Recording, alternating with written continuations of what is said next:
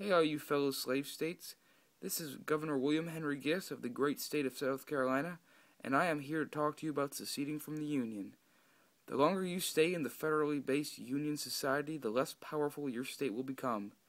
You will start to notice a loss of privileges and rights, and you will realize why your brothers left when they did, and you will wish you had not stayed. The North are greedy, lying, dirty Yankees who promise us things while they control the railroads, economy, and trade. While their economy grows and prospers, they are trying to destroy ours by freeing our Negro slaves. It is an outrage. If you join us in seceding, we will grow and prosper as a nation without any plans or bills passed to make our lives more difficult. We will work together to make our trade as strong and prosperous as the North's, and we will still maintain our current economic situation by leaning on our cotton production and output while building our industrial system to compete with our former Union comrades. While you may still feel dedicated and have a sense of pride towards the Union, it is not the same nation we helped create. It is now a country divided. The morals this country were built on are gone, and it is all about regional power and sectionalism. We as a region then need to adapt and do what is best for us as a people, and that is seceding from the Union. The Union President Abraham Lincoln wants to abolish slavery.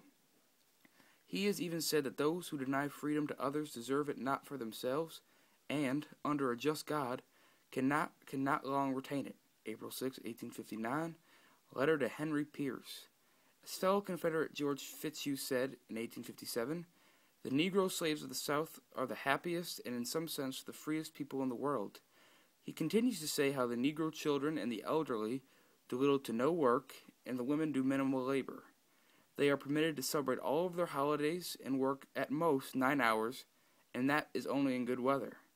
What Mr. Lincoln has to realize is that he is causing himself and the country two major problems by making the Negro citizens. The first is that when the Negroes become freedmen, their lives may become more difficult than when they were slaves. They do not have a guaranteed job and will work more hours for less pay. And they get no holidays off. So as freedmen, they lose most advantages they had as slaves. All this does is cause our state's economic problems by ruining our source of income. It is basically destroying the cotton industry. As you know, cotton is our main source of income, and by taking away the field workers, how is the industry supposed to flourish as it has for the last 50 years? This is a prime example of the federal government flexing its muscles over our lackluster state governments, in which they are really basing their actions on what they hear, rather than finding out the true nature of slavery. Although the Union must say that both sides are culpable for the current sense of sectionalism amongst the people of our once great country, they hold complete blame. They make us sit back and accept the fact that they are always expanding their industrial landscape while they throw us on the back burner and force us to settle with our current situation. That is not acceptable. You can't just sit back and let them control you like that. For example, they're expanding their railroads to new levels while we haven't even been granted the proper necessities we need to improve our infrastructure. Sectionalism is a term the Union government uses frequently, and they are quick to cast blame for it when in reality, they are the sole cause of one of the biggest problems in our country right now. They make disparaging remarks, pass damaging legislation, and disgrace the Southern people continuously. However, when we respond, we are made to look like the bad people. It's not fair. The biggest problem with the Union government right now is the constant growing of the federal government. What made our country once great was that each of the states that made it up could independently make decisions and enforce any laws it saw fit. Since the independence day of our former country, we have all followed the Constitution's rules and regulations diligently.